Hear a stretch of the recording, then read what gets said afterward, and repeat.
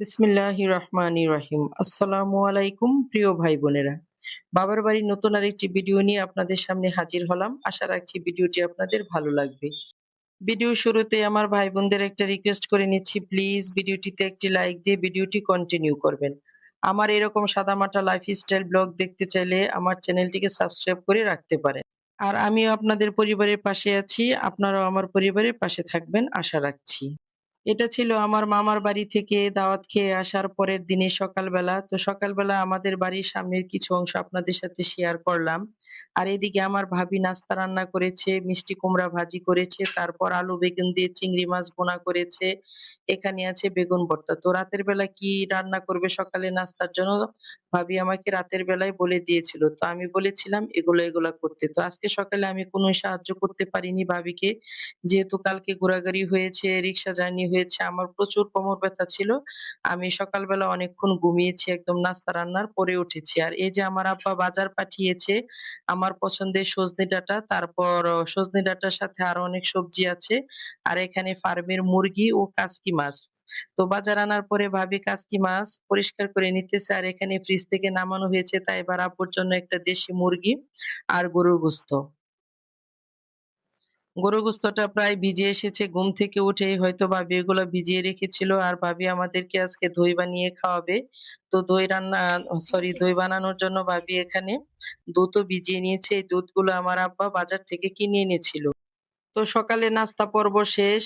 এখন অনেকক্ষণ পরে আবার ক্যামেরাটা অন করেছি। এর ফাঁকে কিন্তু আমি ভাবিকে বসে অনেকক্ষণ অনেকগুলো সবজি কেটে দিয়েছি। আমার ভাই ক্ষেত থেকে ডাঁটা, মরিচ, তারপরে আব্বা যে সজনে এনেছিল এগুলা বসে আমি কেটে দিয়েছি ভাবিকে। আর ভাবি অন্যান্য কাজ সেরে নিয়েছে। আমাদের কাজে সহযোগিতা করার জন্য আমাদের এক প্রতিবেশী কাকিকে আসতে বলেছিলাম। তো আমার কাটা বাছা হয়ে যাওয়ার পরে কাকি আসছে, এখন আর কি করবে?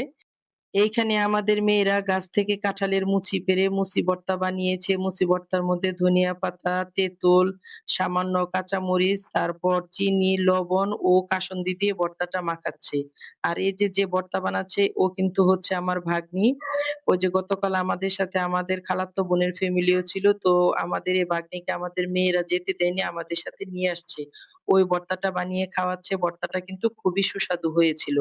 আর এই যে আমার ভাবি মাটির চুলার মধ্যে গরুর গোস্ত বসিয়ে দিয়েছে। আমরা কিন্তু অনেকক্ষণ সময় ধরে রান্নার যা কিছু আছে সবকিছু গোছগাছ করে নিয়েছি।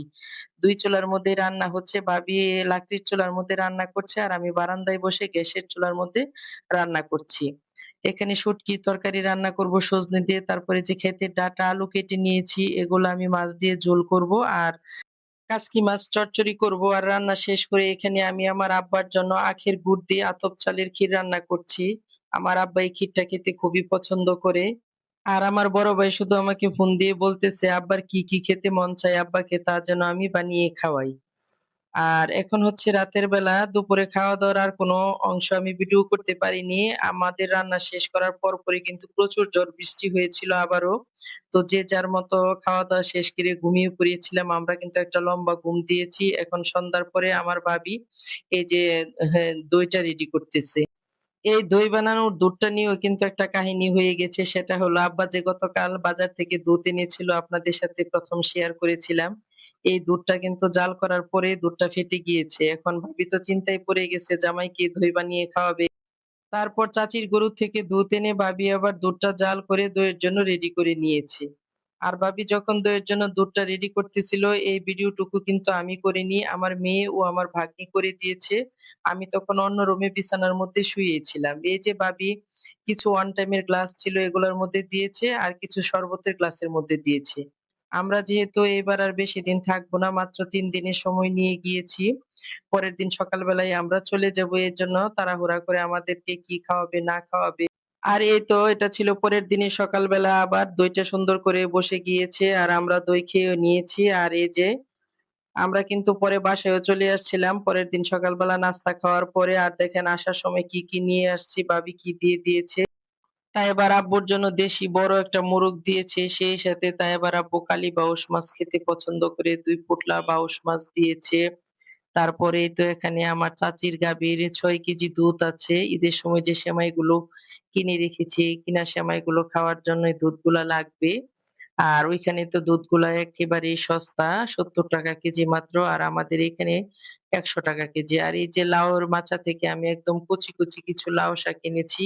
এই লাউ শাকগুলা এখন পর্যন্ত খেতে যে কত মজা লাগে। আর এই যে তাইবার আব্বুর আরেকটা পছন্দের খাবার হচ্ছে খুদের চাল।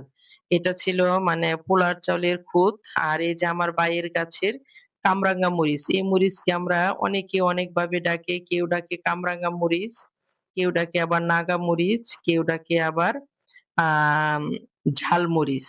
আর এই যে দেখেন বড় একটা মোরগ দিয়েছে, মোরগটা খেতে কিন্তু খুবই সুস্বাদু হবে। আর এই যে ছিল মাছ। এই আসার সময় সাথে নিয়ে আসছি আর বেশি কিছু নিয়ে আসতে পারিনি। আমরা তো বাস দিয়ে এসেছি আর গাড়ি দিয়ে আসলে তো অনেক কিছু আনা যায়। আর এই যে বাসায় আসার পরে আমাদের কাপড়-চোপড়ের অবস্থা, কাপড়-চোপড় এখনো গুছানো হয়নি। এই সোফার মধ্যে কাপড়, ওই সোফার মধ্যে কাপড়। ছেলেমেয়েরা শুধু কাপড়-চোপড় খুলে সোফার মধ্যেই রাখতে থাকে। আর আমিও সারাদিন সোফা থেকে কাপড় ভাঁজ করে ড্রয়ারের মধ্যে ভরতেই থাকি। আমার এই সোফার মধ্যে কাপড় আর খাটের উপর কাপড় দেখলে আমার অনেক রাগ হয়। কিছু, কিছু আপুদের ভিডিওতে দেখি যে তারা বাড়ি থেকে আসার পরে তাদের রুমের অবস্থা খারাপ হয়ে গিয়েছে ঝড় বৃষ্টিতে। তো আমার হয়েছে অন্যরকম একটা অবস্থা। আমার রুমের ফ্যানের ক্যাপাসিটর নষ্ট হয়ে গিয়েছে। এই যে ফ্যান চলতেছে না। তো আমার রুমের মধ্যে ২ টা ফ্যান ও ২ টা বেড।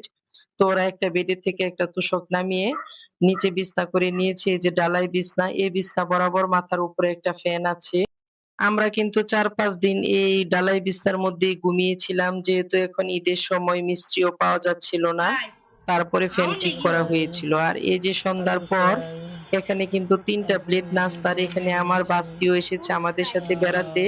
আর এই যে নুডলস আমার বড় মেয়ে নিয়েছে শুরু নুডলস হচ্ছে আর আবার ভাস্তিও ছোট মেয়ে নিয়েছে নাস্তা খাওয়ার পালা ফ্রেঞ্চ ফ্রাই ও এবার চিকেন ফ্রাই। আজকে রমজানের মধ্যে যেহেতু এখানে দোকান বন্ধ এখানে ছিল এই খাওয়াবি ফ্রাই গুলো ওদের খাওয়া হয়নি। তো আজকে এসে খাচ্ছি।